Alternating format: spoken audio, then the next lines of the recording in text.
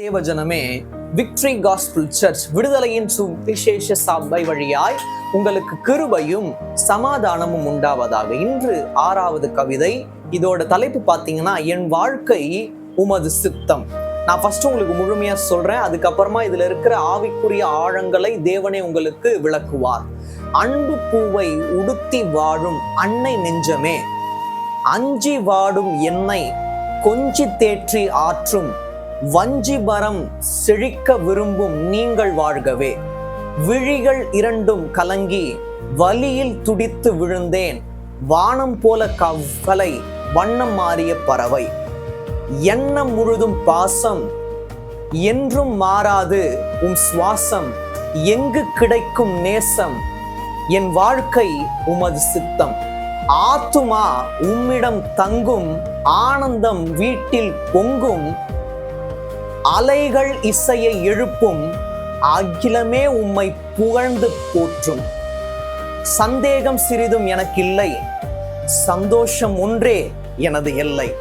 இதுல பாருங்க, பலவிதமான ஆழங்கள் இருக்குது. இதை உங்களுக்கு ஏன் தேவன் கொடுக்கிறார் அப்படின்னா, ஆண்டவராக இயேசு கிறிஸ்து நமக்கு வெறும் ஒரு தந்தை மட்டும் இல்லை, தாயாவும் இருக்கார். அன்னை அப்படின்னா தாய். அன்பு பூவை உடுத்தி வாழும் அப்படின்னா ஆசீர்வாதத்தின் ஒரு மரமாவே இருக்காரு. அவர்கிட்ட இருந்தா நமக்கு கனிகள் வரணும். இதை நீங்க மேலோட்டமா எடுத்துக்கூடாது. அன்பு பூவை உடுத்தி வாழும் அன்னை நெஞ்சமே, அஞ்சி வாடும் எனக்கு அவர் என்ன பண்ணுவாரு, ஆசீர்வாதங்களை அள்ளி தருவார் அப்படின்னு அர்த்தம். ஒரு பிள்ளை வாடும் போது எவ்வாறு ஒரு தாய் பார்த்து கொண்டு சும்மா இருக்க மாட்டாங்க, ஆகாரம் கொடுப்பாங்க, என்ன தேவையோ அதை நமக்கு செஞ்சு கொடுப்பாங்களோ, அது போல நமக்கு என்னென்ன தேவையோ அதை நம்மளோட வாழ்க்கையில் அவர் செய்து தர வல்லவராய் இருக்கிறார். அது மட்டும் இல்ல, அதுக்கப்புறம் பாத்தீங்கன்னா, விழிகள் இரண்டும் கலங்கி வலியில் துடித்து விழுந்தேன், வானம் போல கவலை வண்ணம் மாறிய பறவை. அப்படின்னா கவலைகள் இருக்கும் போது நம்மளோட வாழ்க்கையில புது வண்ணங்களை தேவன் தர வல்லவராய் இருக்கிறார். விழிகள் இரண்டும் கலங்க வேண்டும். அவ்வாறு கலங்கும் போதுதான் நம்ம வலியில துடித்து விழுவோம். நம்ம விழுந்தாதான் நம்மை தேவன் என்ன பண்ணுவாரு, தூக்க வல்லவராய் இருக்கிறார். அது மட்டும் இல்ல, எண்ணம் முழுதும் பாசம்.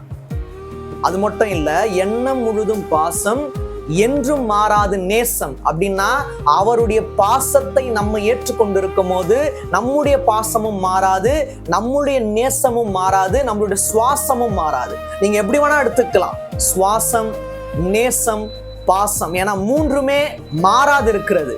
ஏன்னா அவர் தந்தது மூன்றுமே. அவ்வாறு இருக்கும் போதுதான் நம்முடைய வாழ்க்கை அவருடைய சித்தம். அவருடைய சித்தத்துக்கென்று நம்மளோட வாழ்க்கையை ஒப்பு கொடுக்கும் போது நம்முடைய சித்தம் அல்ல, அவருடைய சித்தமே நம்மளுடைய வாழ்க்கையில் ஆளுகை செய்யும்.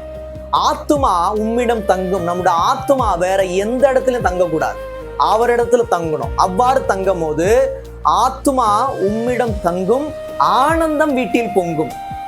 ஆத்துமா அவரிடம் தங்கும் போது ஆனந்தம் வீட்டில் எங்கும் பொங்கி செழிக்கும்.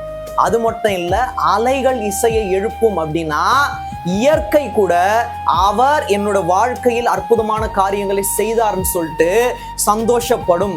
அப்படின்னா நமக்கும் ஆசீர்வாதம், இயற்கைக்கும் ஆசீர்வாதத்தை ஒருவரால மட்டும்தான் கொடுக்க முடியும், தேவனால மட்டும்தான் கொடுக்க முடியும். இயற்கை நன்றாக சீராக இருக்கிறது அப்படின்னா தேவனோட தயவு. உலகத்துல எங்கெங்கேயோ எர்த்குவேக்ஸ், சுனாமி என்னென்னோ வருது. ஆனா தேவன் நம்மை திருப்தியோடு வைத்திருக்கிறார். அது ஏன் அப்படின்னா இயற்கையும் சந்தோஷமா இருக்கு, நாமும் சந்தோஷமா இருக்கும். அதுக்கப்புறம் நீங்க பாருங்க, அலைகள் இசையை எழுப்பும், அகிலமே உம்மை புகழ்ந்து போற்றும். அப்படின்னு என்ன அர்த்தம்? இந்த அகிலம் முழுவதும் ஒருவரை தான் புகழ்ந்து போற்றும், அது ஆண்டவராகிய இயேசு கிறிஸ்து. அது மட்டும் இல்ல, சந்தேகம் சிறிதும் எனக்கு இல்லை. அப்படின்னா சந்தேகம் இருக்கவே கூடாது, சிறிது கூட இருக்கக்கூடாது. ஏன்னா என்னோட வாழ்க்கையை தேவன் நடத்துவார். சந்தோஷம் ஒன்றே எனது எல்லை. ஏன்னா அதுதான் என்னோட எல்லை. சந்தேகம் என்னுடைய எல்லையா இருக்கக்கூடாது, சந்தோஷம் நம்முடைய எல்லையா இருக்கணும். அதனால சந்தேகத்தை வைக்காதீங்க.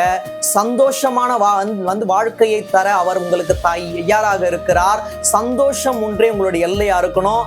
இந்த வார்த்தையின் மூலமாய், இந்த கவிதையின் மூலமாய் தேவன் உங்களை மென்மேலும் ஆசீர்வதித்து அனைவருக்கு முன்பாக உங்களை சாட்சியா எடுத்து ஆண்டவராகிய இயேசு கிறிஸ்து பயன்படுத்துவாராக. ஆமென்.